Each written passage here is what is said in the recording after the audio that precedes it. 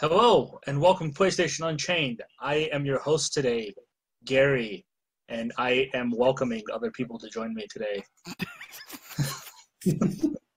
Oh my god. I allow them to join me. Starting with the former host, Ben. Hello, Ben. Hello. Yeah, like he's been replaced. Yeah. How I are have you, now Ben? been replaced. Garri will host every podcast from now on. Yes, I will even Up host to the Moogle Go Round podcast. I don't even know what's going on. To But be I fair, will neither host do it. we. That's why it's the best. I mean, And I will host it. it's supposed to be a pharmacy podcast, but I'd say 90% of our time is talking about chicken and That's all you need. mostly, Yeah, just see- chicken. Well, when you talk about that podcast, all I think about is a merry-go-round, except all the animals are Moogles. That's And you going to just be cool, though. send them. Would you like one of those? I know you would, you creeper. I even have a Moogle Go Round official T-shirt. So And you don't send these to us. How are we supposed to support you if you don't I send us think, stuff? Ben, you should have a podcast called "Put the Lala in the Bucket." Oh. Oh. God. Oh. Well, actually, thanks to Susan Sprinkles, me and because they laugh at all our different British named foods, so we're gonna might be making a podcast about me eating British snacks, and they laugh at the different names because for some we're gonna reason start people with- find the names of our snacks funny.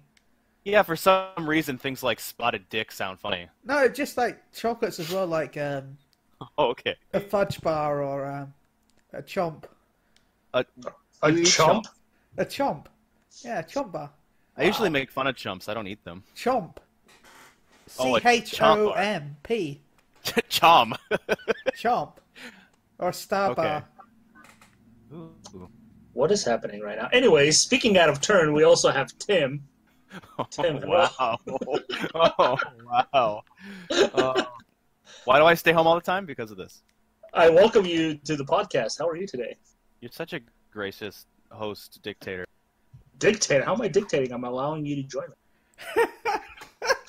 Wow, it's like you took the words right out of my explanation. How am I a dictator? Now shine my shoes. I'm giving you work. I'm paying you to shine my shoes. What? Anyways, Tim, how are you today? I think that's up to you, isn't it? Yeah. Well, I hear don't you know. had I some. am fabulous leader. I hear you're starting a pet homekeeping house or something. You got random not by pets showing choice. up? Yeah, we had You must some look after your casting out pets on for our- you, Mr. Leader. Yeah, Oh my god. they're waiting for you to come get them. We're just housing them until you get here. No, excuse me. You are allowing us to house them until you get Yeah. here. Thank you for correcting yourself. Yeah, I didn't want to speak out of turn. Yes, you've had some visitors, some kitties, some puppies. What's going on over there, A dude? puppy, a really big dog that was kind of annoying. Did you name him Chili? Because that's what you should have done. No, my deck wasn't the meme that you sent us. My god. Well, alrighty. And also joining us after a very long hiatus and not liking us anymore, he's back to enjoy us a little bit. The Bolt is here. Neil Well- Bolt, welcome back, man. Hello. God, it's been so long since I've talked on a microphone like this again. It's kind of weird. I just haven't talked. I just haven't talked. All the things you have seen from me in the last few months have been in text Wait. form. We're allowed to talk outside of podcast? When was this happened? When? I don't. I don't know. I mean, most of my conversations every day are to tell children to stop doing that and this and that. And yeah, so Does it work? do you think it works? No. No. There's a reason why I'm on so many podcasts. It's the only way I'm allowed to talk. Oh my god. It's the contract I made with Satan. Where'd you get that contract? I'm interested. I went to the World Martial Arts Tournament. He went to me. What are you talking about?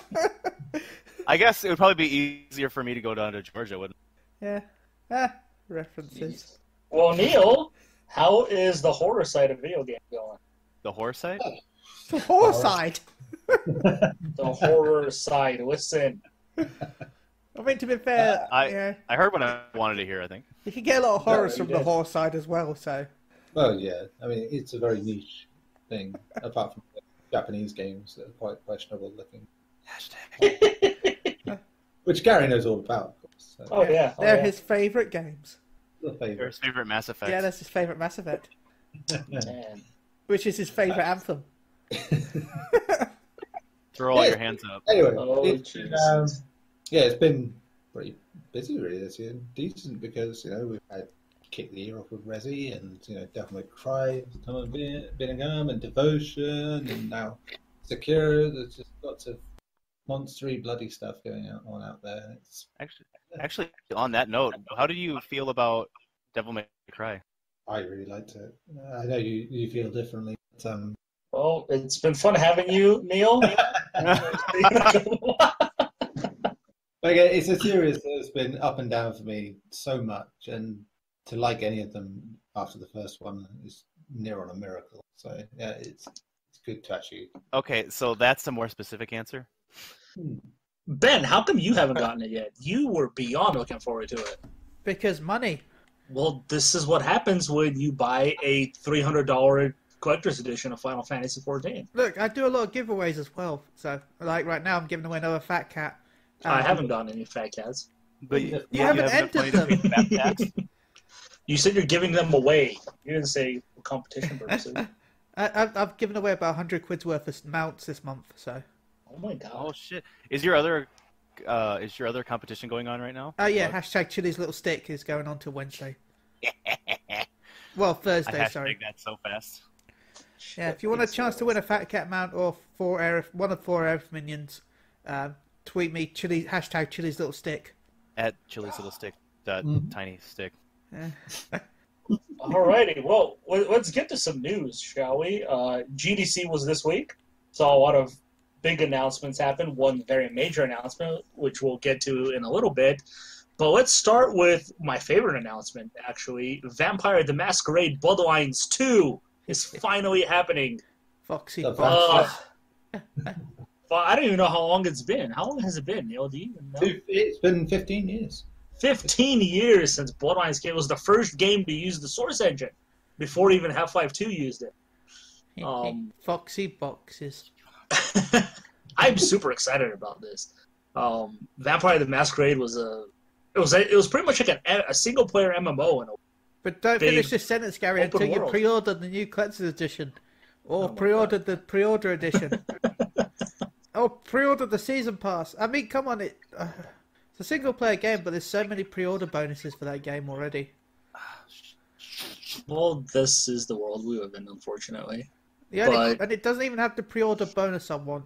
I only know the game series because of Little Karibo, who does like Yu-Gi-Oh! Bridged. And for a long time ago, about 9 years ago, he did a series where he pretended that one of the characters from Yu-Gi-Oh! Was playing the game. That's the only way I know about it. So I want a voice pack where Little Karibo does all the voices. Well, okay. But yes, Bloodlines 2, set in Seattle, modern-day Seattle, it pretty much allows you to be a vampire and have badass powers and multiple dialogue choices. It really, at the time, even when Bloodlines came out, was very, your favorite Mass Effect. It was pushing boundaries before BioWare even came close to it, in my opinion. But yeah, very good announcements coming to PC, PS4, Xbox One. No Switch, I believe. Yeah. Neil, you're a fan, right? Yeah, well, I love vampire games in general. Yes. So. How do you feel about this? Just something set in a more modern day setting is lovely to see. It's just because it's got a kind of Blade feel to it. Mm-hmm. Mm-hmm. And guys, really looking over the trailer, that one woman looks a lot like Christina Hendricks, doesn't she? Yes, in various departments. Did you ever play the original Bloodlines? Yeah, way back then. But this is like I was very much doing PC gaming a lot, and so yeah, it naturally came up. I didn't probably make as big a deal of it as most, but yeah, I thought it was very good. Yeah, it's good fun. Like I said, vampire games can't, as far as I'm concerned. Yeah, as long as they don't sparkle in the sunlight, we're good. Man. I want to sparkle. I was just about to ask. I know you do. Fine with a Twilight game? No, I will not be fine with the Twilight game. How about you, Neil? Hey, the Twilight game would be great because then you could choose between werewolves or vampires. So it's a game for Chris. Yeah. It'd be a yiffing good time. Also, I always go with the werewolf because the vampire's just cold. Oh, jeez. But anyways, Bloodlines 2 is actually the third game in the franchise. The first one was just Vampire the Masquerade, which was a isometric point-and-click RPG. With foxy boxes. It's also this title is the anti-SEO title of all time. You know, it's just This is true. This is true. It's being developed by Paradox Interactive. Some questionable stuff from people on that one. I'm fine with it. I think they've done some pretty good stuff in the past. So, Like what? Pillars of Eternity, they ported that to consoles. Didn't they do Stellaris as well? Yes, they did Stellaris, Surviving Mars. They ported City Skylines, I believe, to consoles as well. They're I've been seeing Eric complain about Surviving Mars. And they did the hot and awesome PS3 shooter Lead and Gold Gangs of the Wild West. Aww. Never played. Man, so many people remember that game. And don't forget, of course, City Skylines as well. They did that. Yes. City Skylines. They can't complain. I think they've got a decent bunch of games. They have a very Varied. vast, very varied. Sorry. A very particular set of skills. Yeah, well, they're not just focused on one type of game. Like they've done something and everything. Yeah. So, They played. They obviously also behind JP's favorite thing, Mountain Blade Warband as well. So, Ooh. mhm. Oh yeah, he's hard up on that. given By how that I mean he's hard and up. Well, to be fair, it would be a bit awkward if you were hard but down. That would just be weird. Well, it depends on how you're standing. yeah, True, I guess, but then it's more like straight ahead. Well, not everybody's the same, Ben. that is Some people have weird bends. Man, why do I even breathe right now? It's Anyways, Vampire the Masquerade coming in 2020. I will It's probably buy going to it. be a PS5 game as well, so look forward to that. I will buy it. Yeah. Other cool news, Mortal Kombat 11 announced Noob Saibot as a playable character coming. I'm just missing one more, Hormac, and they're going to have my dream team of characters in that game. He was in the league, wasn't it, Noob? He was what? He was in the league, Noob Saibot, wasn't He he? was in the league, yes. And he looks awesome in this game. He even has the coolest voice, too. Nice. I love it. Yeah, I still think, because they showed some of those like artwork, I still think the league artwork was just placeholders. Maybe. He has a really cool fatality, too. I don't know if you guys saw. He cuts the dude's gut open, and then he puts his shadow inside the guy, and his shadow crawls out of his body. It's fucking awesome. Crazy. But yes, Noob Saibot is confirmed. All they need is Ermac, and my dream team for Mortal Kombat 11 will be complete. They also announced the first DLC character is coming in Shang Tsung, who is modeled after the actor who played him in the first Mortal Kombat movie. And he's also doing the voice. I forget his name, unfortunately. I was hoping it was Shaggy from Scooby-Doo. Oh my god, Shaggy, it's never gonna happen, man. Just stop. Dude, he's too overpowered for that game. True. I don't even know why people want this shit. Because They complained about the DC Comics version of the Scooby-Doo comics they're doing, but Mortal Kombat's okay. Because Shaggy's overpowered. Well, they don't want the Scooby-Doo gang in the, they just want Shaggy. I'd rather have Scooby-Doo as Crypto. I'd rather play as a living meme. I'll be honest, it'd be cool if they had a skin for, a Crypto skin where it's Scooby. That'd been cool. I don't want to wear Scooby's skin. That's weird. You'll wear his skin. None of it would be cool. Anyways, moving on. A new Yakuza game is coming, this time without Kazuma Kiryu. Yakuza. It stars Ichiban Kasuga. for men. What was that? What was that, Neil?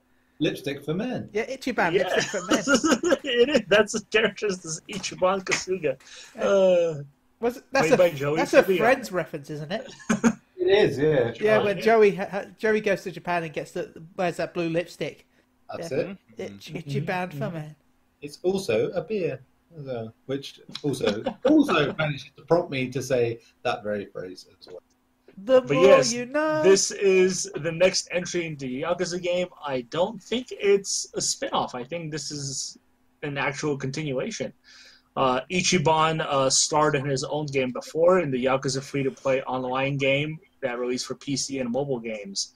So I guess people liked him so much, he's getting his own core Yakuza game. I kind of hope they have him with like advertised lipstick just as a reference, even though they probably won't know it in Sega.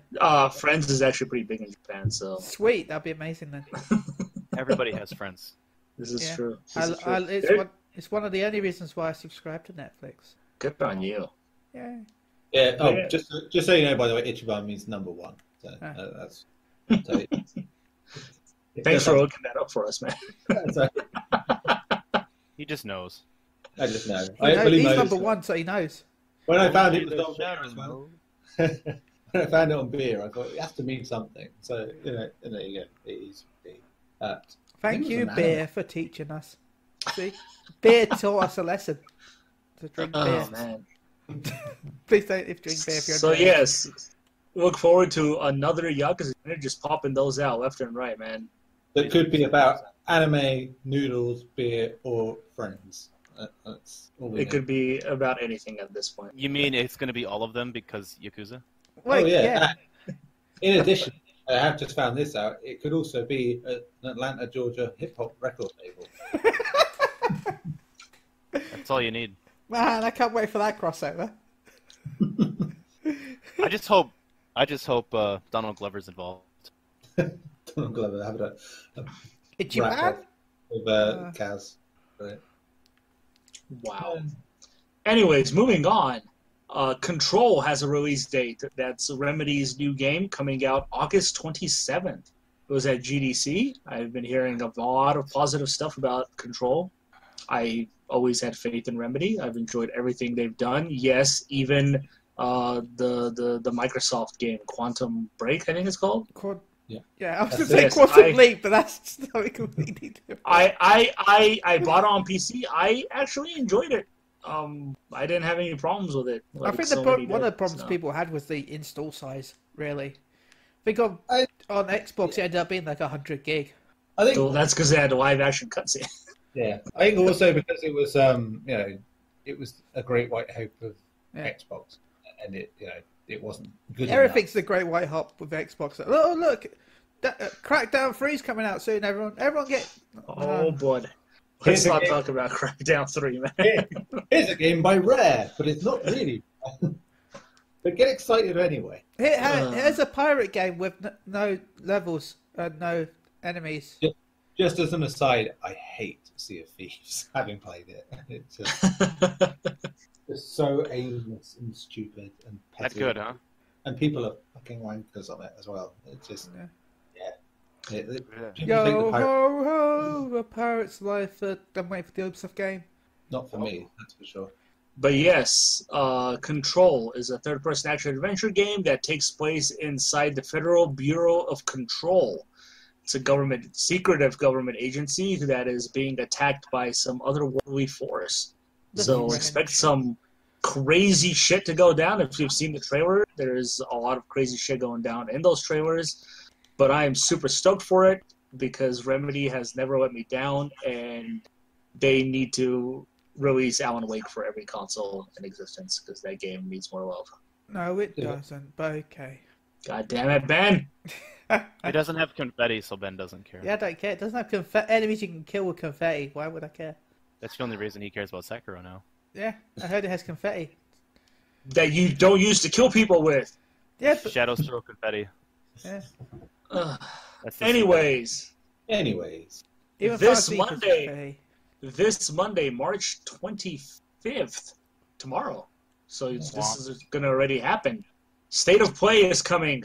Sony's Wait, you skipped the Nintendo Direct. You skipped the Stadia at GTC.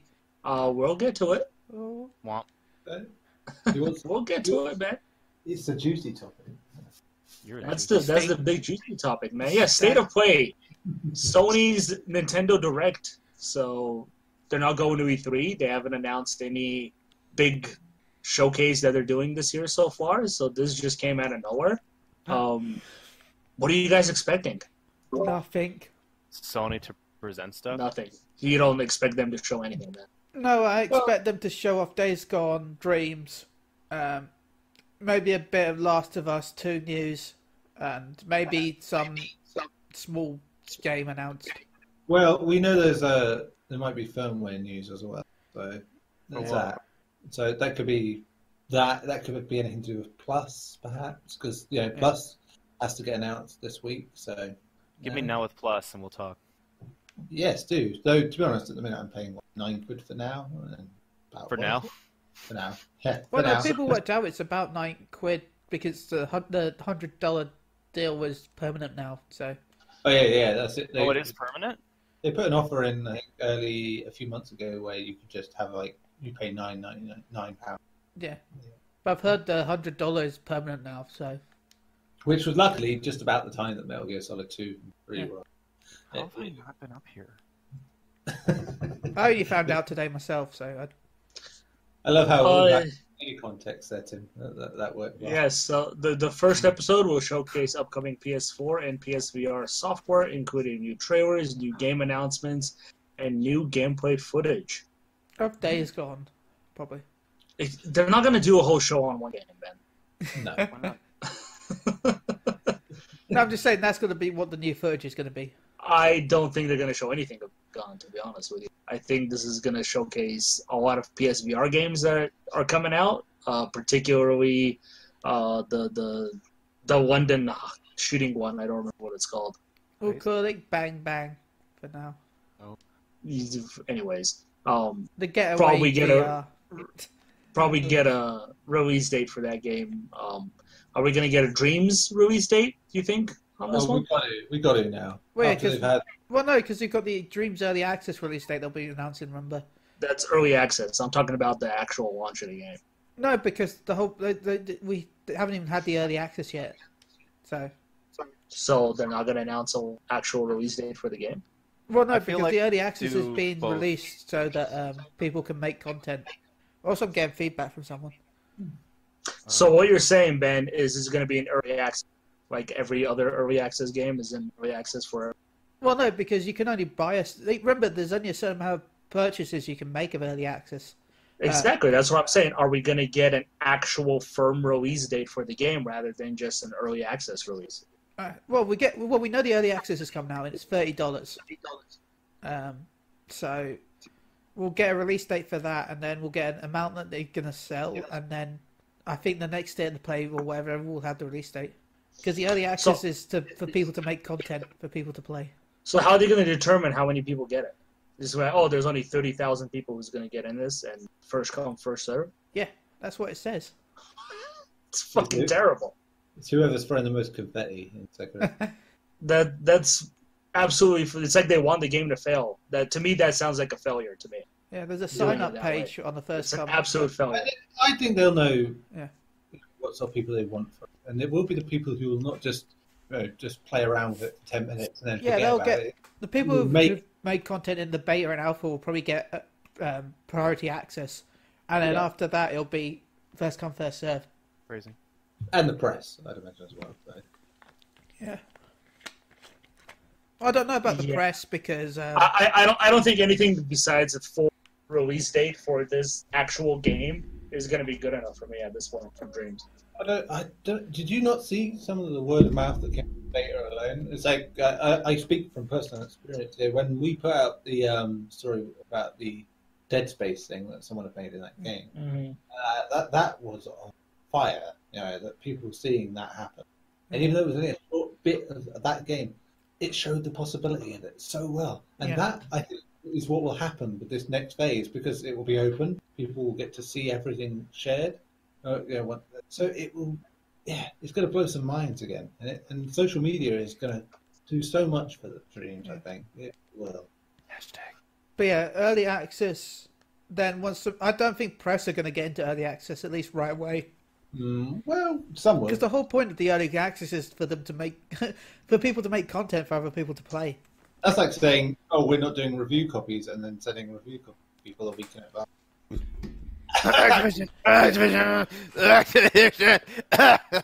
Activision, shit. But This no, cough is I awful. feel Sorry, like guys. what's going to happen is early access will launch on whenever date. 2 weeks after early access, press will get access, and then 2 weeks after that, it'll be retail. That way, Maybe. that way that the press will have some stuff to play around with because the content creators will have made stuff, and then they've got time to make stuff themselves and try out the content. Maybe. Like I said, I don't see that no press would get it. Oh, there'll be some press, but yeah, A select few. yes, Yeah, I'd say that's good. ones that have shown like content creation and love of the game. Yeah. So what else? What else could we possibly see? The name change thing. Maybe I'll have an update on that and a new way of doing it. Maybe. I don't think they should even launch it. I think they should be a PS5. Like the next console should just let you do it. I feel like at this rate it might be. There's no point of doing it now. Because all the bugs and issues with it, I feel like that's going to be a big selling point for 5. But yeah, I think they will announce some kind of change to Plus. Yeah. You know, in terms of doing with it, because yeah. On that note, as somebody who gives a shit about his trophies, I want to know exactly what infrastructure issues keep it from working. I want to know exactly, like, because it's basically just information that they keep stored on a database. I want to know exactly why it's such an issue to convert it over if your name is changed. I want to know exactly why. Well, If they're not willing to do it, it's that not good enough for me.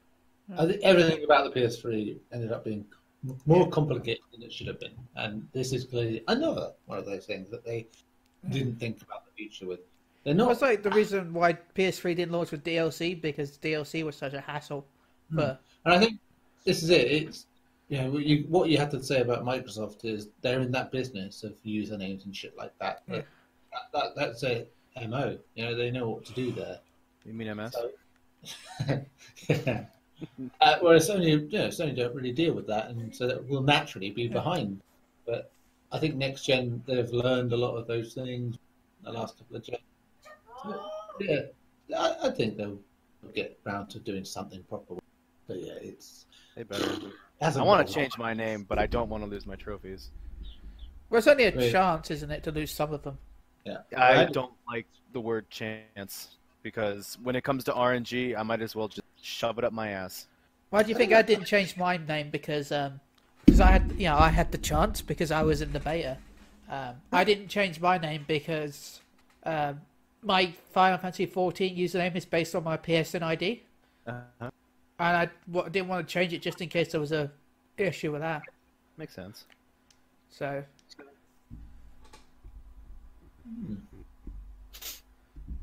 Yeah, definitely need a change for PS Plus now that we're only getting 2 games apparently. At feel first like I was like, sorry. if we get 2 games, I'm hoping that they're going to be, bigger titles. But then they announced the first 2 games and they're remasters. Oh, they're pretty big games, really, compared to some stuff we've got. Call of Duty 4 is only big because it's an Activision game, and Yeah. Activision doesn't ever give anything away for free. Yeah, that's still pretty big. I It was think, also behind roadblocks and shit and repurchases for a and long time. it's still a remaster, man. Yeah. I don't care how you look at it. It's a to be remaster. fair, Garri, that is probably the cheapest it's been on any console for the last 10 years. So. Yeah. Hitman, we got the whole of Season 1. Which is a bargain. Yeah. Absolutely. So Yeah, but when you look at it, when you realize you can buy Hitman 2 and get the first game for free with it. Well, no. If you have the first game. yeah, you have to have the first game to get in Hitman 2. So basically, you're getting the season pass, if you will, Yeah. for Hitman 2 free if you want to get Hitman 2. So, and it makes all those levels from that game better as well, because it adds a few of the new things that are in Hitman 2. And you had to buy Hitman 2 as well, by the way, with that sentence. This is free. Yeah. Which, buy Hitman 2, because Hitman 2 is fucking shit. Yeah. But the first one. I do again hope they add something to it besides just 2 games now. I don't think Because we're at going this to rate, get much. I'd rather get my PS3 back, even though I don't even play the PS3. I don't Yeah, think you we're going to won't get play. much because either we're going to get some bigger titles from now on, or we might get a couple more smaller titles.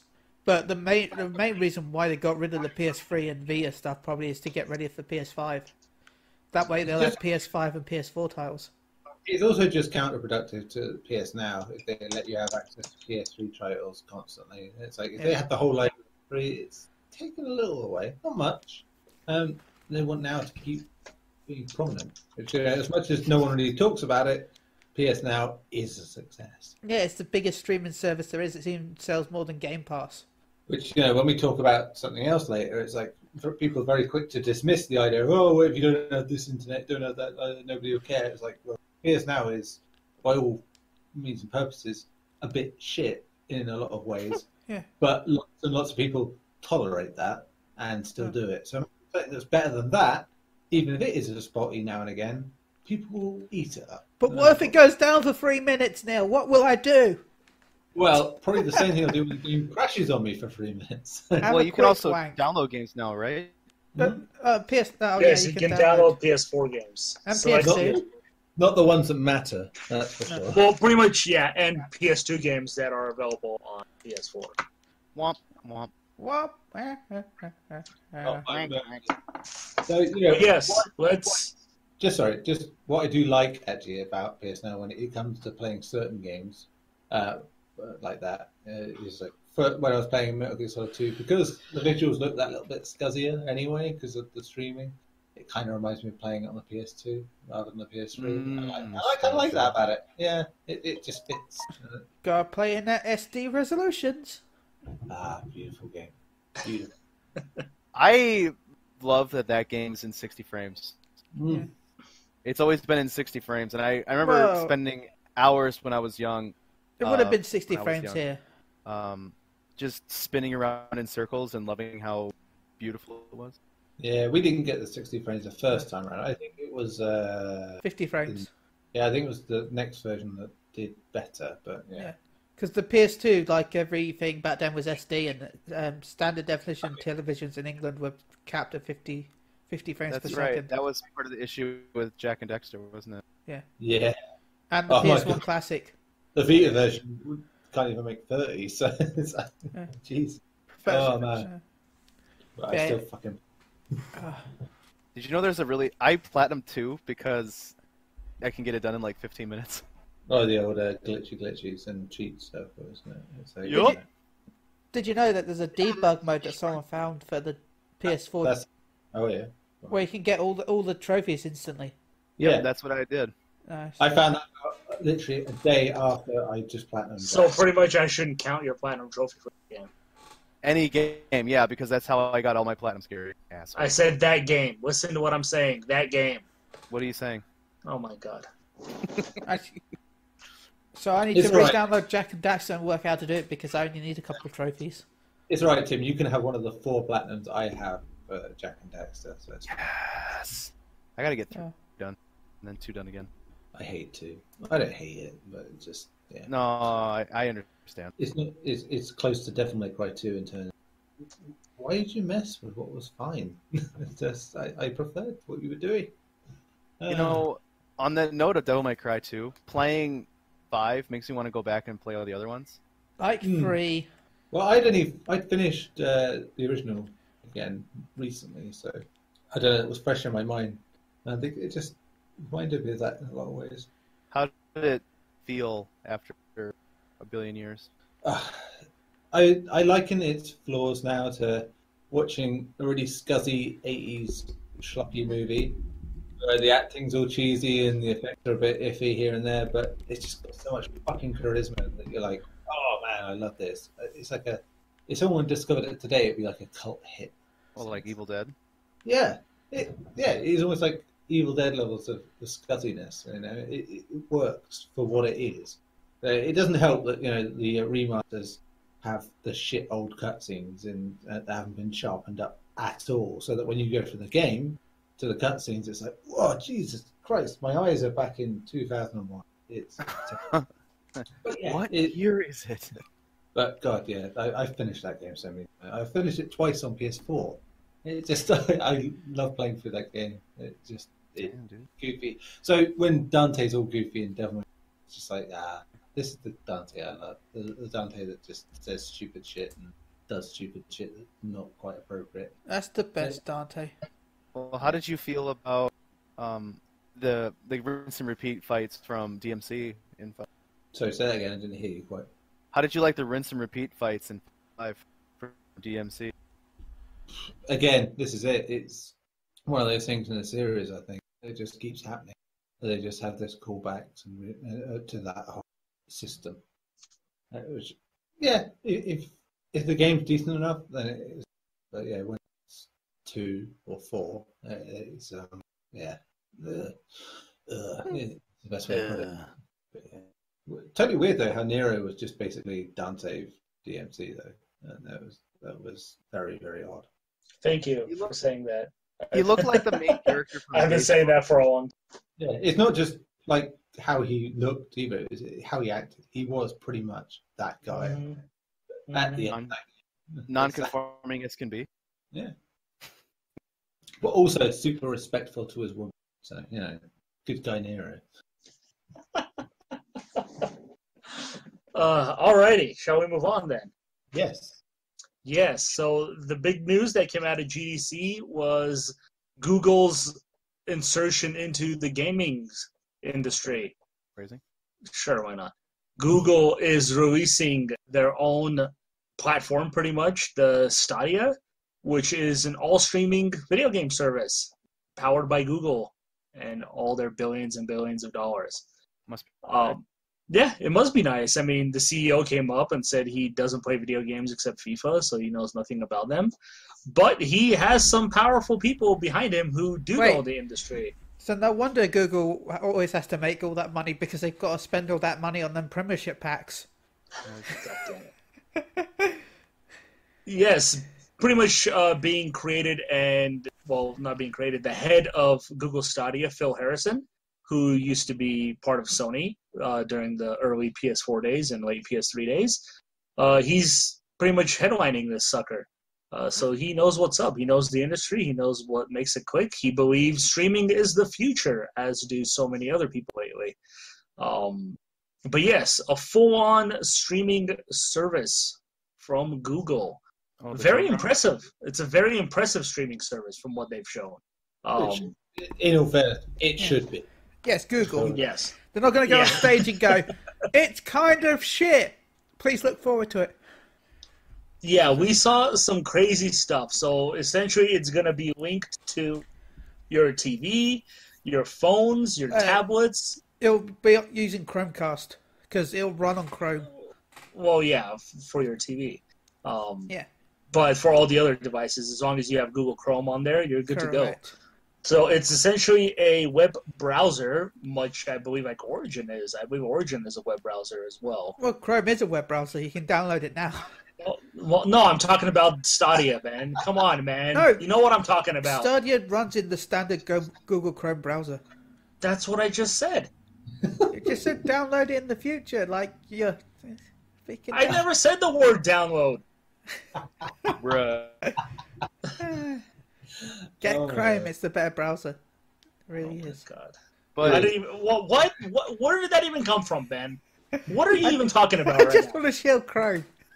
Jesus, man. You're done. No more from you. You're done. Go get Chrome. Oh, my God. And your Chrome Mom and Dad are fighting again. Now Which I lost one my am train I? of thought. I don't even know what to say anymore. Somebody else talk about it. Ben just broke me. I'm the daddy then.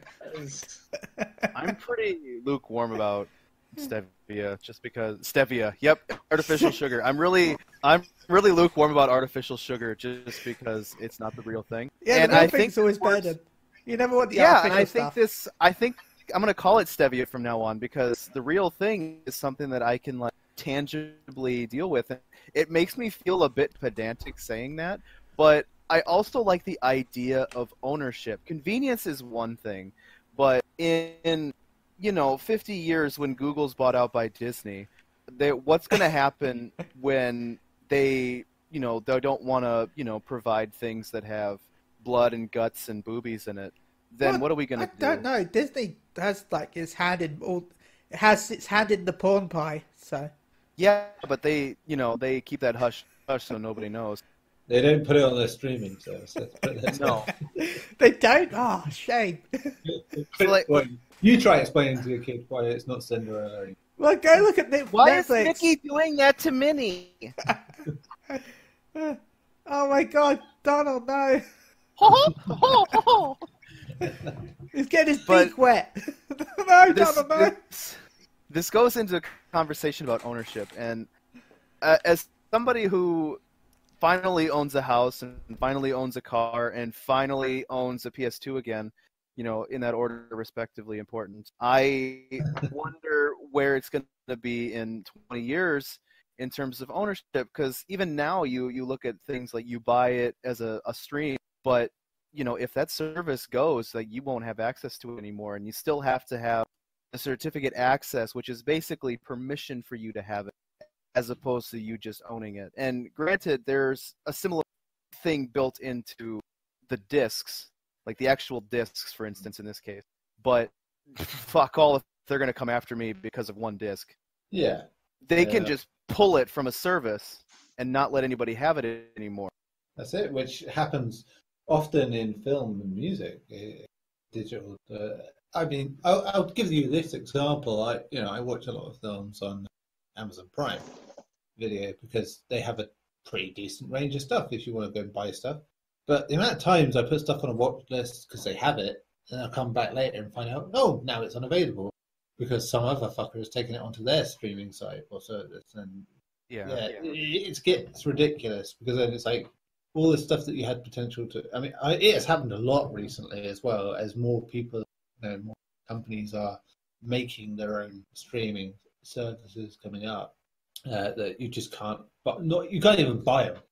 Not that you can't just watch them on their streaming service necessarily. It's just that you can't buy them, rent them, anything. It's like, and it makes it harder. And then you have to go and search out certain films and things, on eBay or whatever. And Jesus, they're expensive. That's the problem, though, especially with streaming right now, is that there's so many companies trying to make their own service, and that's eventually just going to start pushing customers away because people like unified services like Steam. And look how many people are pissed that Epic came out because they can't buy their stuff on Steam, and they've had all their friends, all their other games are on Steam. Well, that goes the same thing with consoles. I gotta tell you, it really irritates me when I'm sitting in GameStop. I mean, I could end a sentence there, but I'm gonna keep going. It really irritates me when I'm in GameStop and I hear a parent say, "Well, they have an Xbox. How come they can't play with their friend?" And then it goes on for like 20 minutes only to find out that the friend has a PlayStation. And it's going to be something that people demand, like that universality. And there's nothing wrong with universality.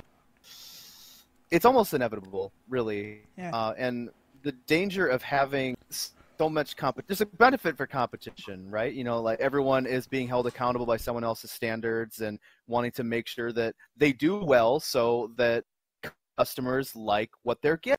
But the convenience of universality is something that people are going to ultimately want just because they don't want to have to think so hard about consuming entertainment.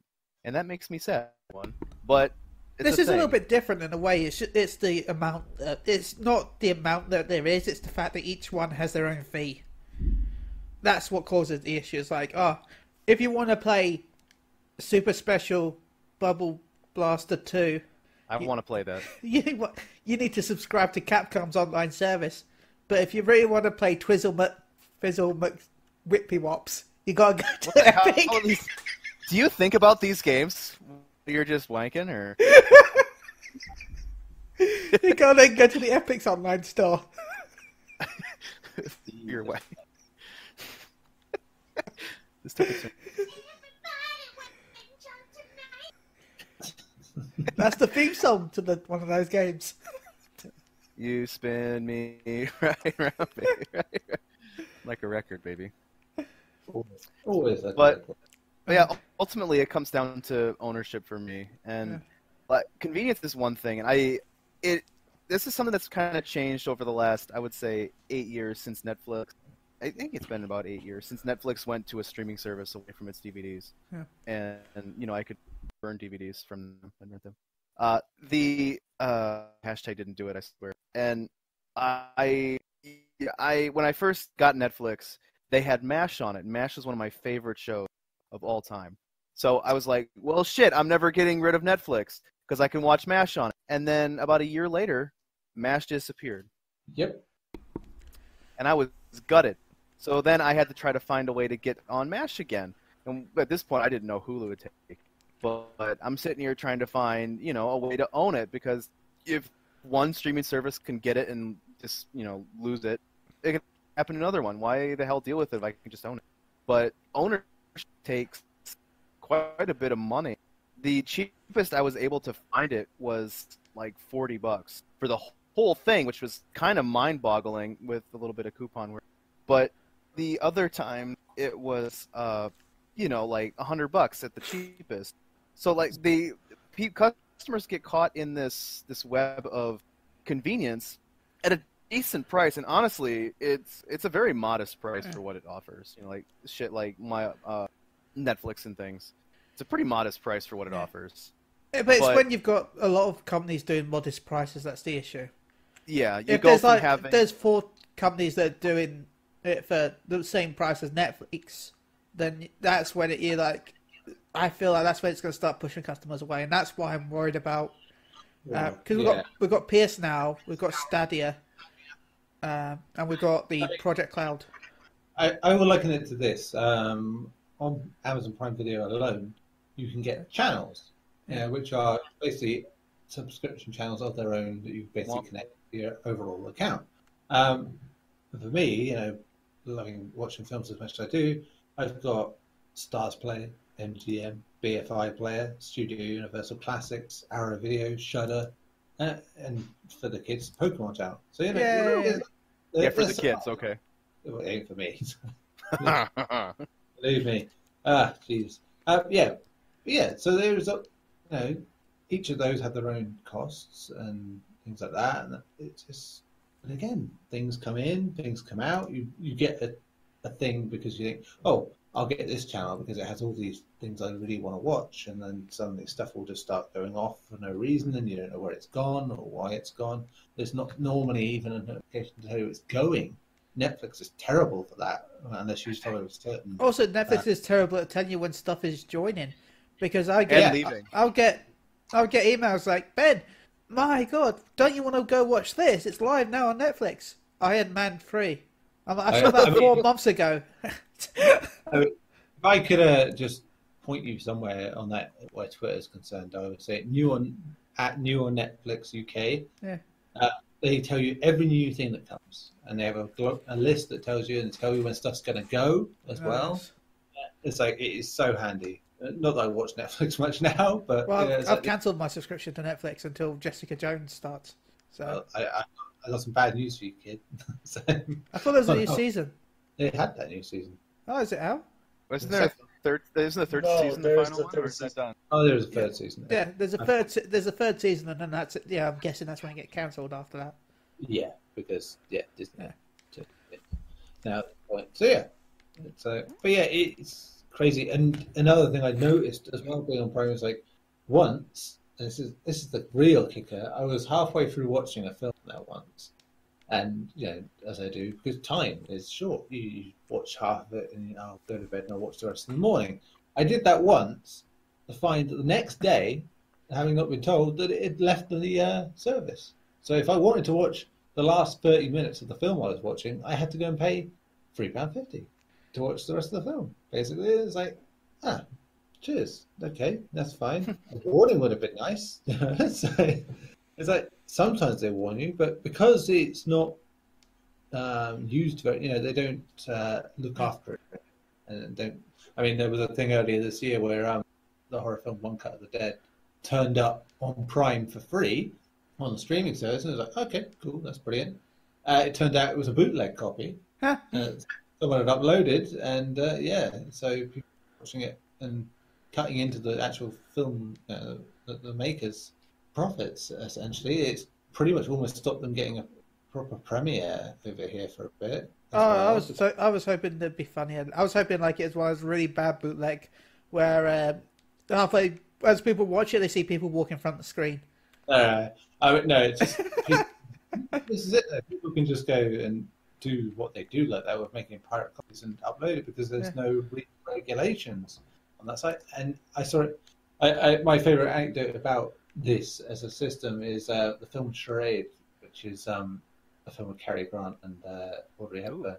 And it's the plot in that film, just like the twists and turns keep coming. It's like, oh, now the things changed that you thought was there. Oh, now it's changed again.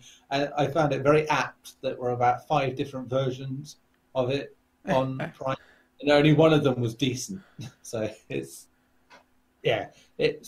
needs regulation, and I hope that will be the case if they do streaming services, that they regulate it, because if it's anything like Steam crossed with what Google are trying to do, oh god, there can be some. There's going to be so much trolling anyway with the whole. Because remember, they've got that feature where you can save a URL and trade it to people.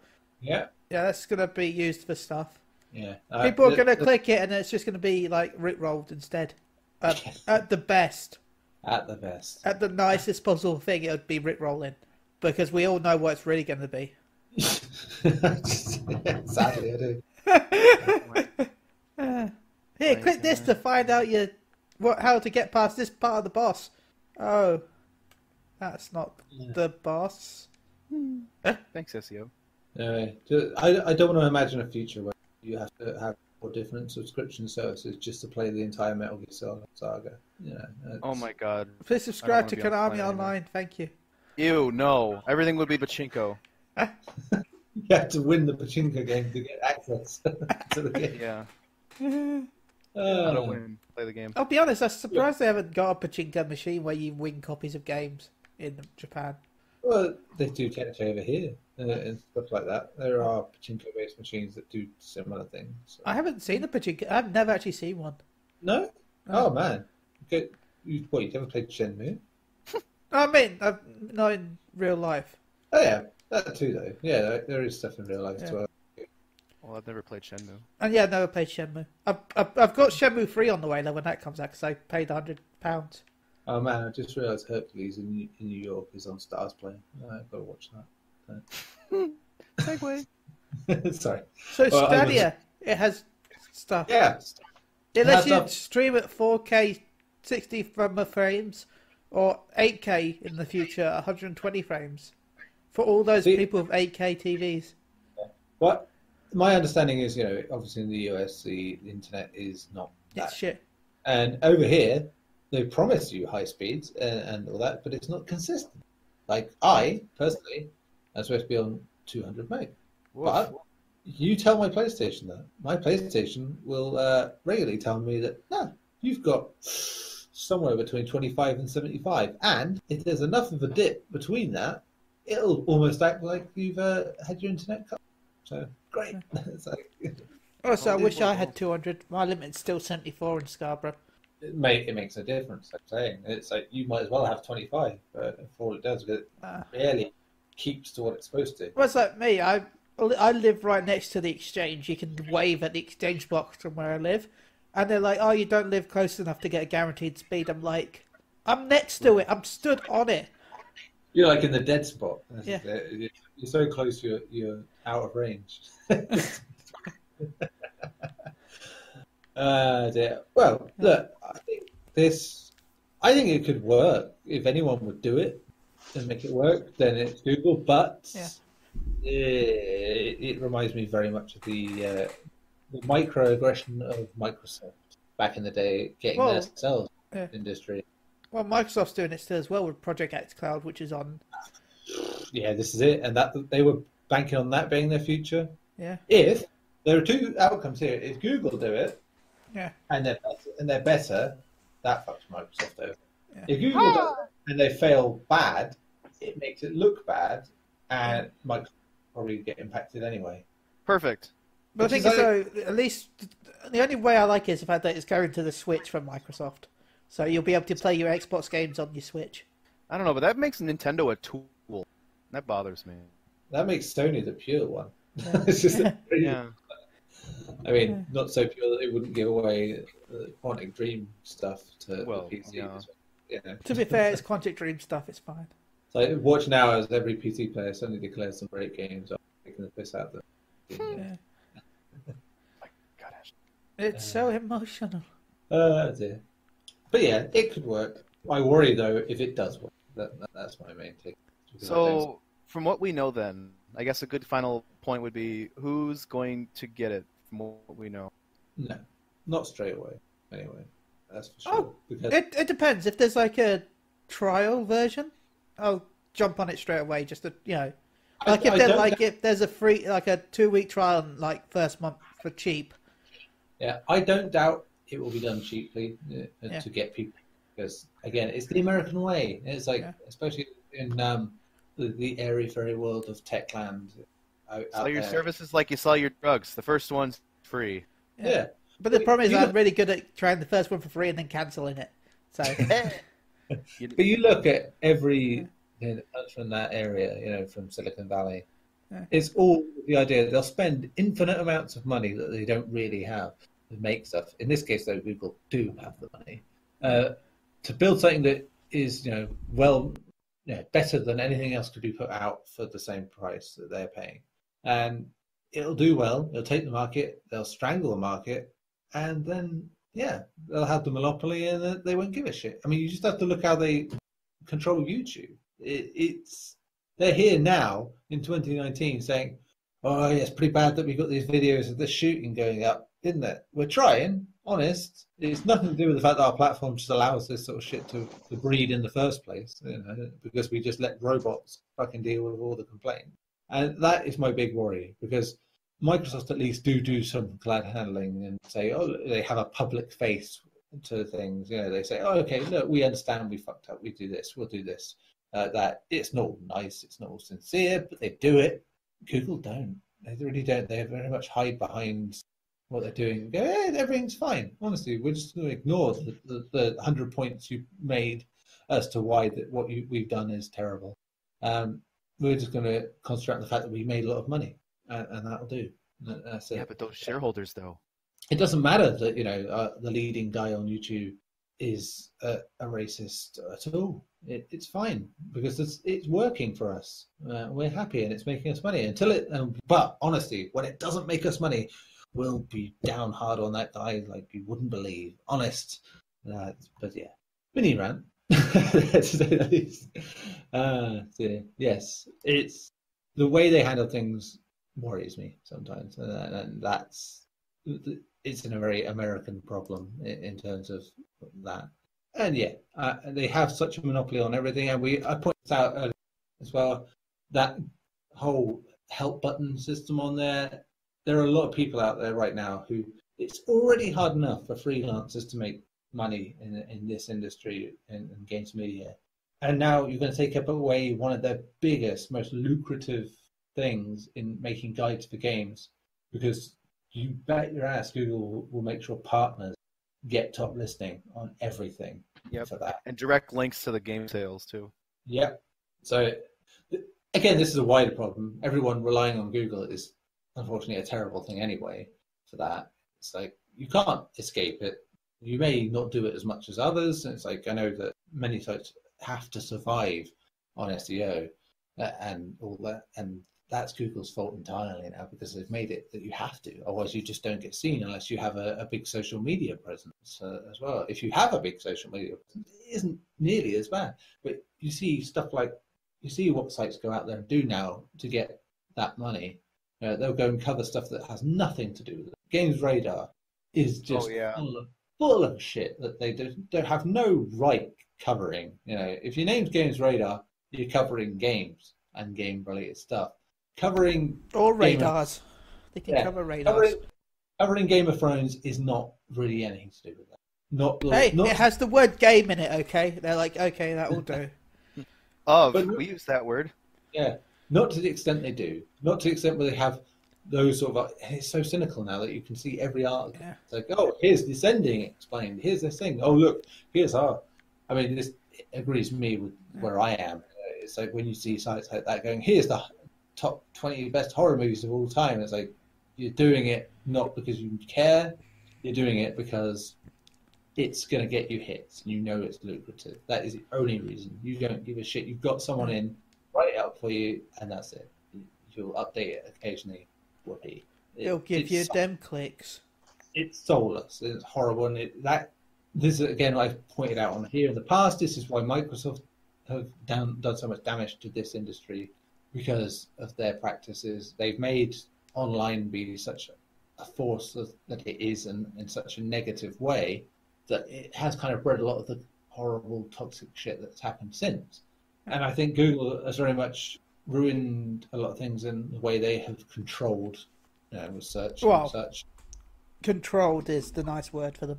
Yeah, I mean, they have the stranglehold. It's not their fault that there's shit to it, but it's like with Twitter as well. It's like if someone could make a viable solution to that, a replacement service for it, people would be on it. But no one can. People have tried, and it just doesn't work because not enough people will jump over. It's the comfort thing, and that's what worries me with something like this: is that people could get too comfortable with it, and then that's all we got. It's like you were saying earlier, Tim. It's like it's fine and dandy up until they start taking away the things you want, and there's no other option. This is it. We don't have anything else. And if that's the future of media in general, to this day, as much I fully understand buying digital films or renting digital films or whatever, because you don't like them, you spend a few quid. That's it. You don't have to watch them again anyway, so it doesn't matter if you. But if you really love a film, you want to buy it, and if you buy it digitally, it's just there's no guarantee you'll have it. I mean, sure, there's no guarantee you have it if it's a physical disc. You could lose it, whatever. But at least you know where it is.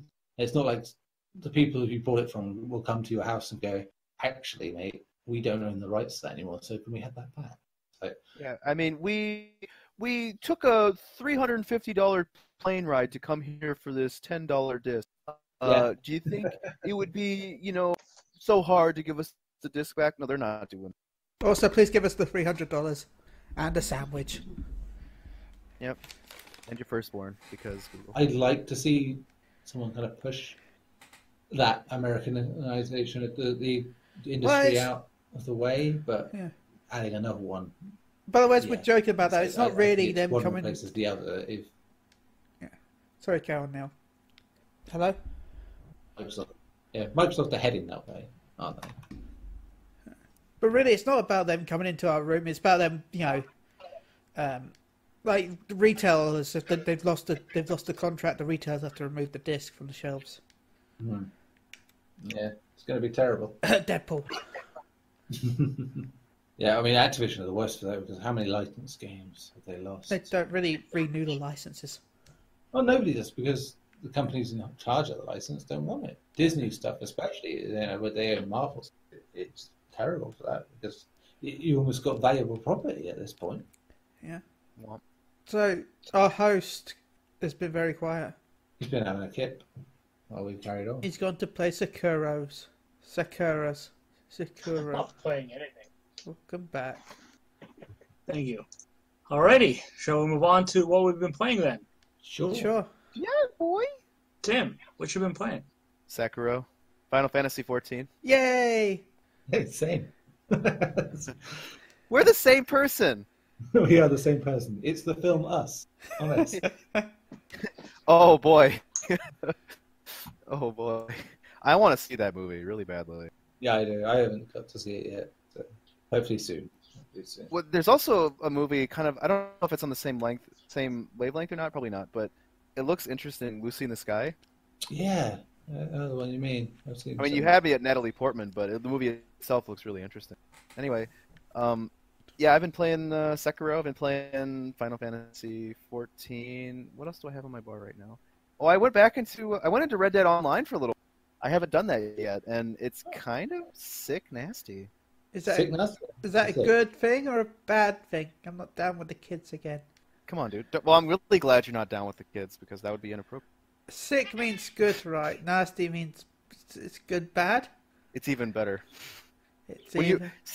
the vernacular is, if something is sick, that means it's great. But if you say sick nasty, it's like even better than that. Okay.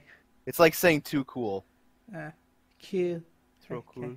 It's So 7 sandwiches. Do you want to so, tell okay. us about these games at all, bit? Oh, it's true. It's the dog's ball experiment. Huh? Does that help? I think, well, you know, I think there's more than one of us to be able to talk about Sekiro. I So. think we all played it. I'm just saying that because I want to sound cool. You do sound cool. You don't Yeah. need our help. I don't know what it is, but I'm gonna nod.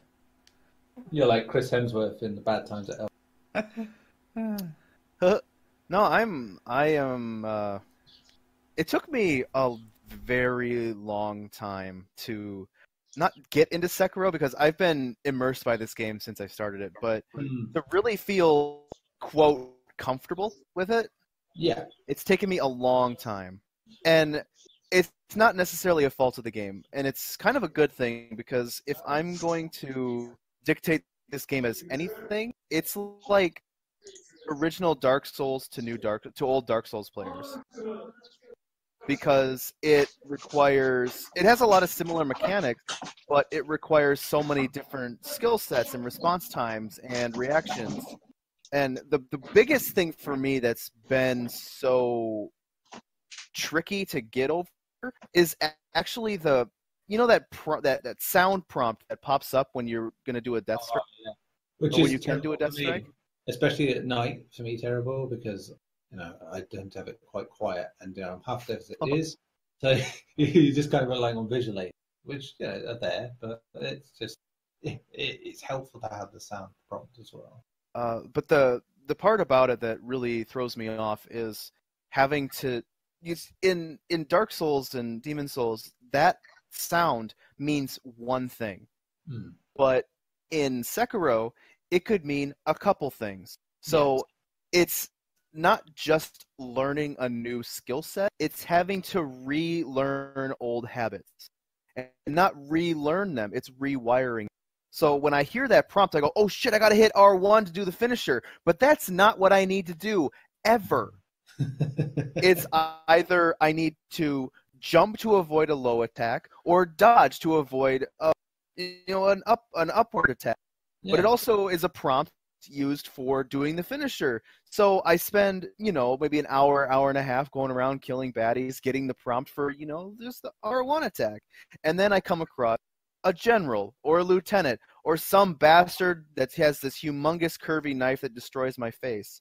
And he has a different prompt with that sound, and it triggers something else. So I have to take another half second to change my thinking, tell myself no, and right around that time is when I take a blade to the face.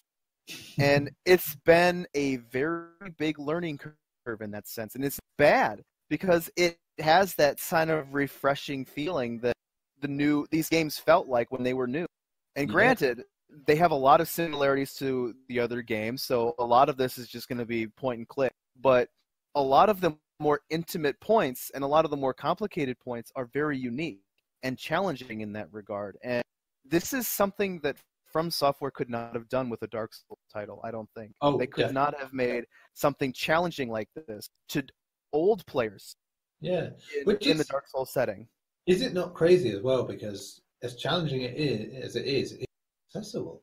Because it's giving you prompts constantly, whereas Dark Souls games, Bloodborne, they didn't really give you these prompts to do certain things. It didn't give you markers to tell you where stuff was. It's the one time I'm kind of glad that someone like Activision is publishing, because I think maybe they've ensured that they've, maybe give us a pointer to tell us where the next marker is here or where you need to interact with this thing. It helps so much. It's still not like intrusive. No, and you can't look at a map and it says, hey, go here, hey, go there. You still have to remember dialogue lines from people you've interacted with and lines from notes you've found, and you have to look at inventory items to find places to go and interpret conversations you see along the way and things like that. It's still not holding your hand, but one of the benefits to this approach is that it allows the mythos and the pathos to come out and be more accessible to the layman instead of it being so embedded and entrenched in the game you're playing, and you have to like take notes and look at wikis to find what you're looking for, even as a starting point. Like now you can get a piece of it and get a good idea of where it's going, and then go and start somewhere else. Find more information in that same level of detail, like a wiki or something, or a community site. You have that same ability, but it's more accessible now. And I love that part. It's not so much like, oh, that's neat. What's that? Oh, shit. Well, I guess I got to go on the internet. It's more like, oh, look, this. I can connect it to this that I just found. I can connect it to this. And then I want to know more, so you go somewhere else for more information. It's not so like I have to bend over backwards for it. It's more like I'm genuinely interested, organic. And I love it. I love this approach. This needs to be a standard. And I think for me as well, because it was I started before launch, obviously, so guides and stuff weren't out, which has unfortunately been a very a common the last 3 Souls games from games I've reviewed. It was like that. You have to sort of figure out stuff, and I saw guides later for like like the ogre fight early on, you're trying to figure out how to do it. I read a guide afterwards seeing how they said they did it. It's like, I didn't do anything like that. I literally waited a while, hid for a bit. He forgot me. I took out 1 health bar by stealth killing him, and then the other one, I just got away from him, jumped back when he did his lunge forward, and then grapple hooked onto the fucker's head, and it was great. And I tried so many different combinations of things to get to that point. And when I realised that I could get him to ignore me after a while if he didn't see me, it's a revelation. You can't do it twice, though, just by the way. If you try to do it twice, he just gets his health back. So I don't know. I learned that shit the hard way. That's smart, lesson then influenced later fights as well, because where you're not contained, where you could just say, all right, I'll stick back for a bit until that guy sees me, and then I'll take out 1 health bar, and then I only have to deal with the other health bar. It's great like that. And that was totally organic to learn like that. It was frustrating for a bit, but I always felt like I could do it. It was tough. I always felt like, I made a mistake. For a while I didn't learn to jump back. When he came for the lunge in that fight, and once I did, it made that fight a lot easier. I also didn't know that I could grapple hook onto him when he did do that lunge, or do other moves from a distance and get a few free shots in it. It's like, you just learn things constantly, and as much as that has always been a From thing of, you die so you can learn, and that's the way it is. Here it just feels like, as fast and aggressive as it can be, you learn when you're at a methodical pace a lot of the time. And, before that, there was like that mini boss, like that general, and for ages I was just like, what have I got to do here? What do I do here? Nothing seemed to work, and it turned out I was being too defensive, and eventually you just got to keep hitting away at him. And when he does try to hit you, you just parry back, hit back, and eventually I broke him, drove him into a corner, and he couldn't attack me. And it was so satisfying. It felt like a sword fight, a proper sword fight. And I said at the time, it was almost like a sports game. The way you're just having this back and forth. It's like you're on the defense, you're on the defense, it's like that, and back. I love that about PES, where you can just be going back and forth. You can be dominating a fight, and then you still got to watch out for that one blow, and vice versa. You could be on the defensive for a few minutes, and then your opportunity comes, and you could just break out, take them out like that, and it's just exhilarating, absolutely exhilarating. I mean, there's a fight later on that many people seem to have been very troubled by, and I was just like, is that what you were like? Hello. Defensive skills, and it basically wins you the fight. But you're so used to thinking. You disappeared for a minute there. Welcome back. It's amazing. Hello. I wonder if he's having issues. Neil? Oh, sorry, do go on. You cut out, Neil. Yeah. I wonder if he can even hear us. Because he said, "What's that noise?" I wonder if it's something to do with. Neil, can you hear us? Can Can you He's hear? talking, but nothing's coming. Yeah. Can... Yeah, I can hear you. Okay, welcome I back. can hear you. Yeah, I couldn't hear you either. So that went wild. Snap. Can you hear Yeah. the noise tonight? Hang on, just be quiet for a second. And I will eradicate the problem. I think it's because the charger is going. Eradicate. Oh no. There we go. There we go. Pass. So the middle thing on this is like a U that if not charged, it just cuts out intermittently. So I just had to go mainline, which means I've got a shorter pull. So if I move backwards in my seat too much, I'll pull it down, which is fine. Sorry, so I cut out for a bit there. But basically, after being very frustrated about those games, you know, both from after having Like Garri's probably paying as we speak. but like it's infamous amongst us that, you know, when I played Dark Souls 3 before launch, Yeah. in such a short window of time, and greatest person at video games anyway, but to do that in that short time was just maddening. And at that point, I haven't even played Bloodborne at that point, and I wanted to, but just not got around to it. And I think after I that, got Bloodborne for free recently with Plus. yeah, Bloodborne. and I just That'd be- I could not get into Bloodborne after, because it just ruined it. And I said before, I just could not get into that kind of game for so long. But this, I don't know, it has something of the Demon Souls about it, in terms of you can just, you know, oh, you're frustrated going this way, go a different way, do a different thing. No, it's Samurai fast. Pizza Cats. And Oh my it's God. been so pleasant in that regard. It's like at one point, even early on, you have access to several boss fights, mini bosses, really by definition. It doesn't tell you the mini boss fights. You're still thinking, well, that was a bastard fight. So how was that a mini boss? It might as well be bad boss fights. But like I said, some of the mini boss fights have been harder than the main boss fight. And I don't know if that's just learning more than anything. But yeah, the Yoga fight had been my big grievance early on. It was just I kept having to come back to it, couldn't figure out what I had to do. It was so tough. But then Yep. other fights, like the horse boss, second time, no problem. Wow. Like that, it's like figured out that, you know, the firecracker thing just scares the shit out of the horse, so it's fine. So, Did you have upgrades by that point? I can't remember. Did I? Probably. Because I beat him without upgrades. It was rough. Yeah, I mean, I heard like the little gossip thing saying, "Oh, well, you know, some guy was talking about how his horse was dead because it got scared by fireworks or something." I was like, "Oh, all right, okay. Well, going from what I know from previous eavesdropping, this is probably a good thing to take into this boss fight." Yeah, and so there it was.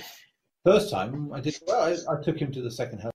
He just couldn't quite get past that reach he has. And yeah, but yeah, second time I had nailed that good and proper. Yeah, the only upgrade I had at that point to the use of the arm and its, you know, tools, which again just gives you like one extra use at best. Wow. But it matters. It really does. You look at it. Oh, well, you only get one extra, whoopee, like that, and then you think about it, and it's like, yeah, fucking matters. That one extra could be the difference. Mm-hmm. But yeah, I just got my sixth prosthetic upgrade, and every time I get an upgrade, it enhances the experience. It enhances the things I can do, and it's not like there's no small upgrade. No, but and equally so, like, even though it feels like a huge chunk into your progress, in the overall scheme of things, it's still a microcosm. But there's so much going on and so much you can do that every big chunk that you get opens up a little bit more of this greater whole. And Big it's chunkus. a great sense of progression without actually, you know, taking a lot of. It takes a lot of effort, but like, I don't know. It's a really nice sense of progression without it going, oh, hey, look, you got XP. Oh, hey, look, you're winning. Oh, hey, look. Yeah, it just feels rewarding to get any little thing. In most games, you would get like, here's a couple of thousand XP. Doesn't do much. It's fine. and here's some shiny new gear that you don't need. Here it's like, oh, you've got a gourd seed, and you're like, yes, fucking seed from a melon. It doesn't matter. It's good. So I'm happy. Tasty. I've never been so happy to have a seed. Take that seed, Neil. I've often heard how Tim gets happy when he gets his seeds.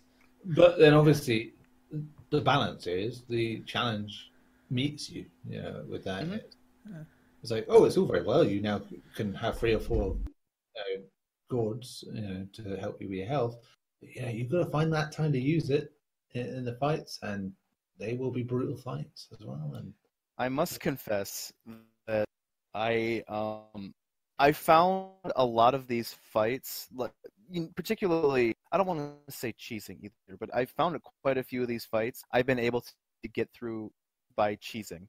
that's what I mean. It feels more organic in that way, that there isn't any, because you're not restrained in a lot of the way that Dark Souls and Bloodborne fights were, where you're in an arena, you only have whatever we've given you to work out. Here, you can use the verticality, you can hide, you can sneak, whatever, as well, and use your arm skills as well. And each boss can take different things to help you against them.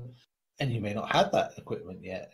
As I found, even the yoga is a very good example early on. If you don't find that flame arm early on, firecracker arm, you will suffer in that fight because it's so helpful. Yep, that was me.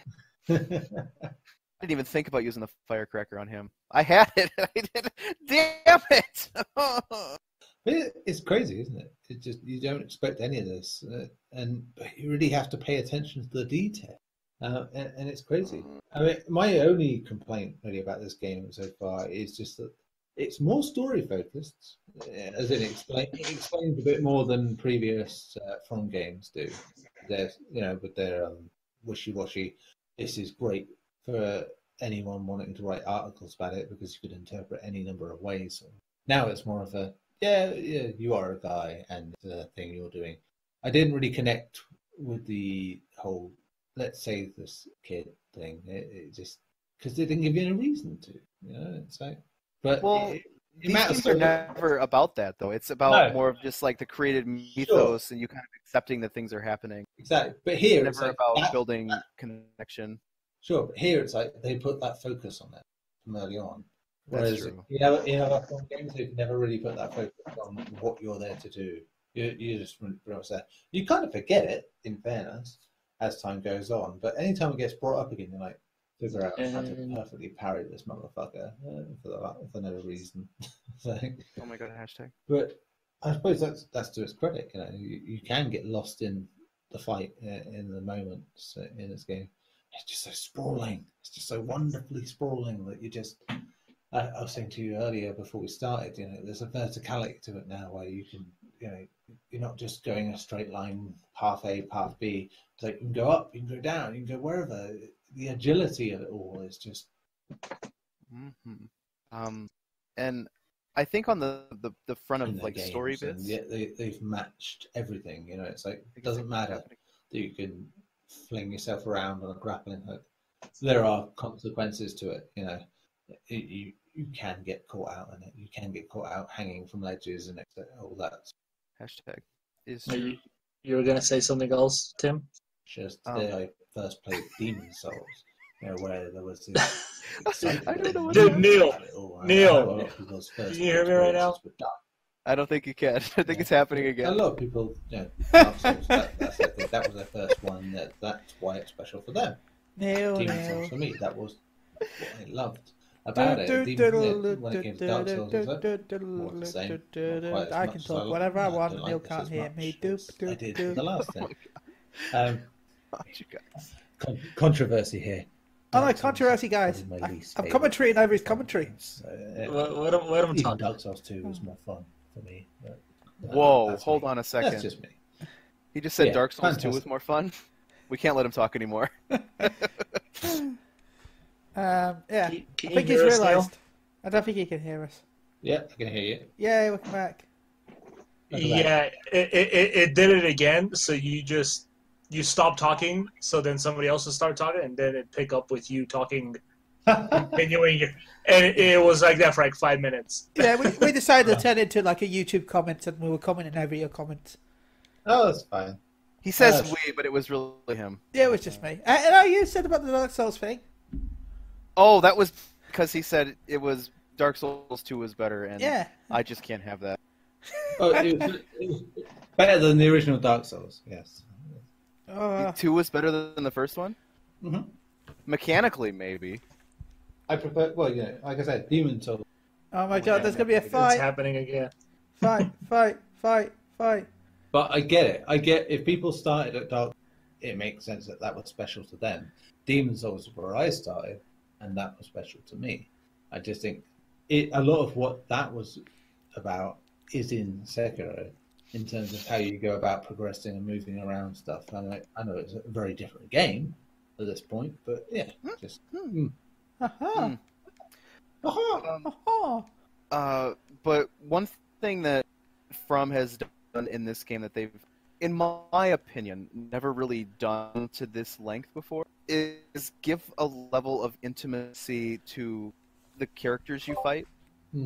Like, I walked up to somebody and I was able to eavesdrop, and he was talking about his dead horse, and I happened to grieve for his dead horse, and I thought, I have to kill this guy. I've never had a moment like that in a From Software game. I've never regretted killing somebody in From Software. I've always felt liberated when I kill somebody. I've never felt regret. Well, And you then don't I have to had- kill him. You could just walk past him. But Souls. And So you I wanted got to kill him then. ultimately because I knew he was going to attack me. This is a From Software game. This is a game that I'm going to You suffer could have just if I kept don't running. take care of everything. You could have just kept running, man. Not in an area full of bastards. Nope. So that- you Wait, broke why his were you alive. in Scarborough? You weren't playing Bloodborne. There are consequences for leaving them behind because they would come up and catch up and catch me off. Oh yeah. There's a consequence to it. I still felt regret. And then there was a similar thing where when I killed the horseman, the horse came over and looked down at it in sort of like a somber mourning moment before they both disappeared. And I thought, well, shit, what did I just do? You stabbed him. And I love that. I love that they're doing those kind of things. That needs to be the status quo now. Even when that guy turns up, it's like before you even see him, you hear him shout over the battlefield. Like just declare his name and tell him he's basically here to fuck you up. And it's just like brilliant, love it. The drama of it is just. Oh yeah, Sweet candy. Bam. man! I just ate all my chocolate, so I have none. You can have all my chocolate. Yay. Don't kill me. Oh, I'll eat the peanut butter, you eat the chocolate. yay! That's not dangerous at all. Anything else, Tim or Neil, that you've been playing? Well, Tim is the one on. So. Final Fantasy 14, but Yay! that's not allowed on this podcast. Oh. Yeah, Oh. I may be talking about that on a different future. Yeah. Not- Yay! So, yes, But not this currently. podcast. Oh. No, not this podcast. Well, all right, then Neil, what about you? Besides Sekiro, what have you been playing? Sure. Well, don't worry. I'm not going to go for the last few months of games that you're happy. So, even though it's actually quite few by recent standards. In the last week or so few. Played a bit of WWE 2K19, Yay! which is every year they manage to make something better about career mode and then also make something worse. It's the monkey paw thing, you know, constantly with that. It's like it's more of a personal story, and you know you have a voice character and they do all these goofy things, but it's also just the difficulties. You know what has helped me the most, Sekiro, right? Oh, In we're terms back of- on it again. What? Well, Sekiro.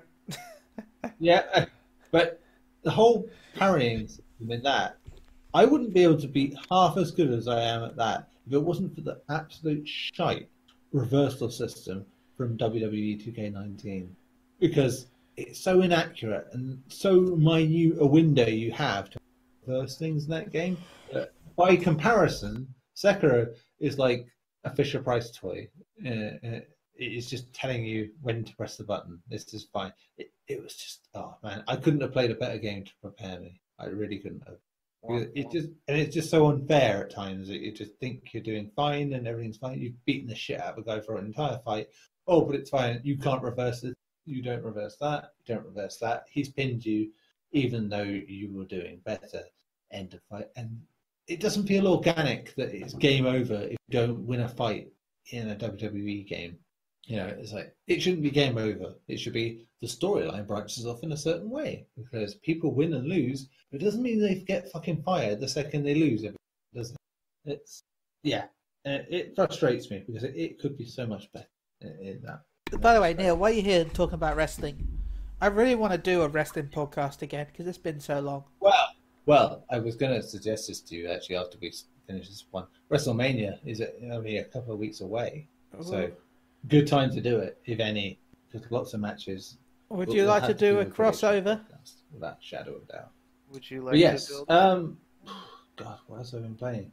It's been so long since I was last on. It's been a while since I could. As well, because I tried a couple of times and it's not quite worked out because I got to a certain point and gone, bored now, like that. But this time, played it through. Fuck me, that game is still very, very good. Very good. It is just. You really do have to play it through each time to appreciate why it's so good. I can see why if you don't finish it to a certain point, you'd be like, I don't see what the fuss is about. But yeah, it's because it's so influenced by film.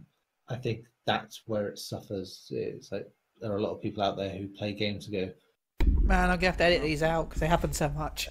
Yeah. huh? It happened again. Am I out? Am I in? Am I out? You're in. That's what she said. Tim is out, but you're Can you in. I don't know if you can hear us. Yeah. Hello? Hey. Is it me you're looking for? Yeah, that's a song. I can see it in your eyes. That's a song. Yeah, it's a good song. You're a good song. You? Ben, what have you been playing? Well, man, I've been playing One Piece World Seeker for PSU at psu.com. Go check out the review live now, thanks to all the magical editors. Thank you, Garri and Tim. You have ways that make stuff look readable. You're wizards. Yeah, thank Tim. I didn't really do much of the editing. Look, you're both magical editors, so yay. Apart from that Fantasy 14. Look, the patch is on Tuesday. I want to get ready. It's the last story patch for the expansion. So Well, that's Tuesday? Shit, I'm not caught up. Well, you've got a while until the actual expansion comes out, Tim.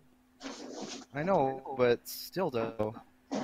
So, yeah, this Tuesday the last patch comes out. Well, the last story patch. There is one more patch after this, but it's just bug fixes. April 16th is the Fantasy 14 cross event with 15.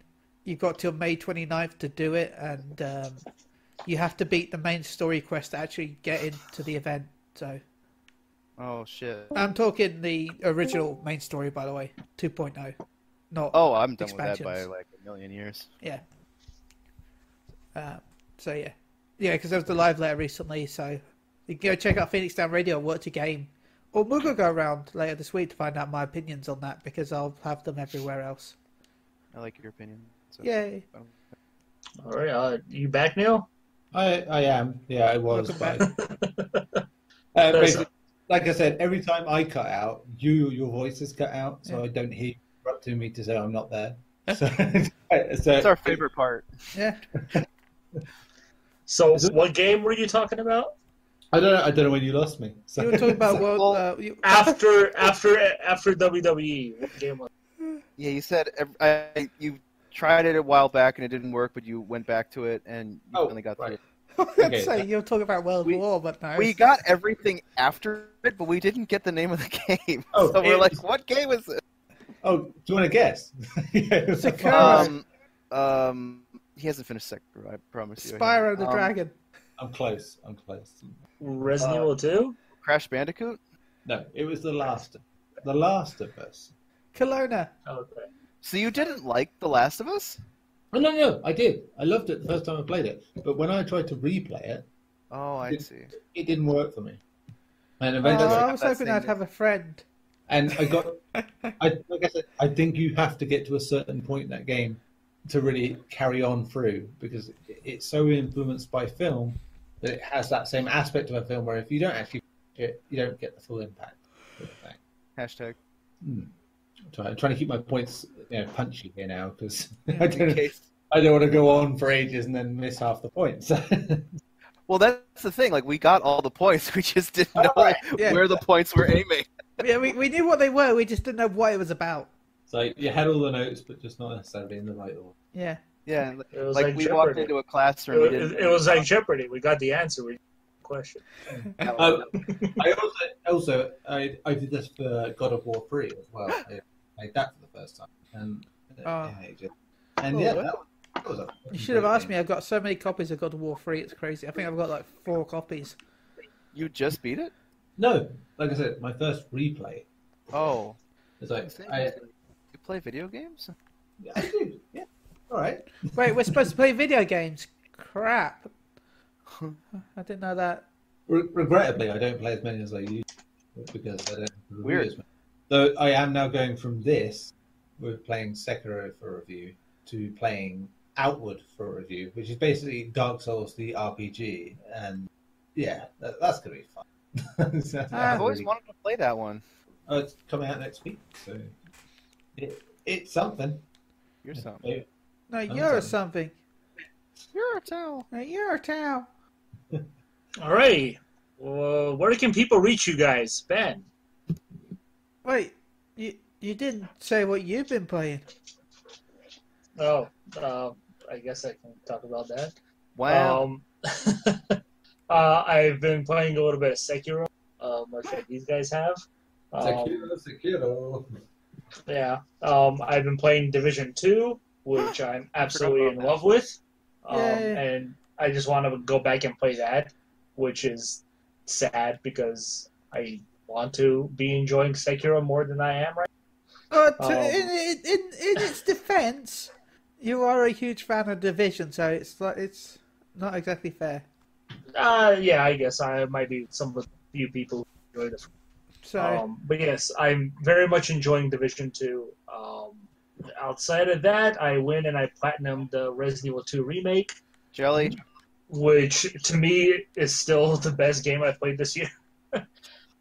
Which is saying a lot since Resident Evil 2 of the core Resident Evil games is my least favorite, but yet the remake now is my favorite Resident Evil game. Oh, yeah, so my Still a opinion. remake. My opinion was controversial earlier, but that's not. yeah, that's not. Yeah, okay. That's not what? What? I just want to bring up the fact that he said that it's still a remake with Modern Warfare. Yeah. Modern Warfare isn't a remake, it's a remaster. Get it right. It's basically a remake because they did it from the ground up. Yeah, they redid all the assets and they reused the new engine. It's got the exact same story. It's got everything is the same about that game. What are you talking about? It doesn't mean it's not a remaster just because it's. I think you might be wound up a bit. Okay, this needs to be a conversation on Four Jerks Yelling. Yeah, It really doesn't need to be a conversation. There's a massive difference between a remake and a remake. There is. If you read Call of Duty 4 Modern Warfare is a remaster. Nothing about that is a remake. But if you're remaking all the content because you lost the original files, isn't that therefore a remake? Then you're a dumbass. No, that's laziness. But you're Silent Hill 2 and 3 on the PS3 isn't a remake. They lost assets to that. Well, yeah, because they just copied and pasted it onto a PS3 disc. yeah, they did. To be fair, They did reworked the audio. Reworked? You mean shat upon? They still redid it, so that should qualify as a remake, right? Because they used something new. To clarify, there are 3 things. There are ports, there are remakes, and remasters. Yeah. Right? A port is Yeah, port is exactly the same game. Not always exactly the same game as Silent Hill, or even say Final Fantasy VII. yeah with the shitty MIDI music. Boop, boop, boop, boop, boop, boop, boop, boop, boop, boop, boop, boop, boop. Fuck off. Remasters actually, upgrade the visuals and technical performance, and then remake. like Resi 2, where it plays out very differently to the original game. Yeah. Not just in story, but also in mechanics and visuals and everything. Everything is different. So, yeah, it's easy to call them out. It's just the words are very interchangeable because people like certain buzzwords. That's all. Well, I'm going to call my future remasters of games twists. They're going to be called retwists. A spin. You've made a spin on the game. Yeah. The twist and shake. Da, da, da. So, yeah. Anyways, where can they reach you, man? Remember, if you want to do my contest for my fat count mount or Air of Minions, tweet hashtag Chili's Little Stick to MGR_Chili. So, and I'll also shout out to everyone that's listening, Susan Sprinkles, Klaus, anyone that listens with their and Alfonso, and thank you, Neil, for joining us. Yeah, very happy to be joining when I'm here. All right, Neil, shout outs. Where can they reach you? Better keep this short. If you could please follow Dead Pixels BD on Twitter, that would be wonderful. That is, of course, discussing video game coverage and stuff. You can follow me at Nesco on Twitter as well. And yeah, just come and see Bloody Disgusting. But all your horror-based video game news. It's a fine place. We have lots of articles that deal with horror in all sorts of games, not just horror. We've had shit about Pokemon, for Christ's sake. So there you go. We cover all the bases. Yes. And thank you for having me on, everybody. Well, Tim? A shout out to you guys. Listen to my shit all day. Neil, thanks for coming. It's been like 1 billion, practically. Yeah. Like I said, when you can hear me, it's been great. Womp. Or not, I don't know. One of the ways is great. Thanks, Discord. Oh my god, I can't wait for the 21st when Fonzie's back. That'll be awesome. Shout out to Fonzie. And listeners, of course, you guys and gals are like very best of everything ever. And where can they reach you? My home. Through the window. Basically anywhere on social media at Tim Borelli. He has the Instagrams, he has the Twitters, he has the snappy chats, probably. Yeah, that's also a thing. And the face in the books. Alrighty, you can reach me at GGLAUSH, whatever social media there is, if I'm on it. Shout out to you guys. Neil, thanks for being on. It's been a long time. I enjoyed hearing you monologue through without not knowing that anybody is listening to you or headset problems. We just go with that. It's fun. Oh. Yes. Though I enjoy it. I enjoy hearing you intricately talk about this. It's always fun. Shout out to Fonzie. Hope to see you soon, very soon. I'm excited for your return. Shout out to Chris. Hope you do come back as well soon. Miss you. Yeah. And listeners, of course. Thanks for listening. I want to shout out to the fact that we're about to reach 2.7 million downloads. Holy. At the end of the month, we should reach 2.7 million. That's more than 4. Yeah. 2.7 million. So thank you to everyone that's downloaded this. You are angels. So until next week, where I will host, I promise. Bye. Yeah. Ta-ra. To me, to you. Oh no, you know what I should say? What? Tatty pie. Oh shit, it's been like 1 billion.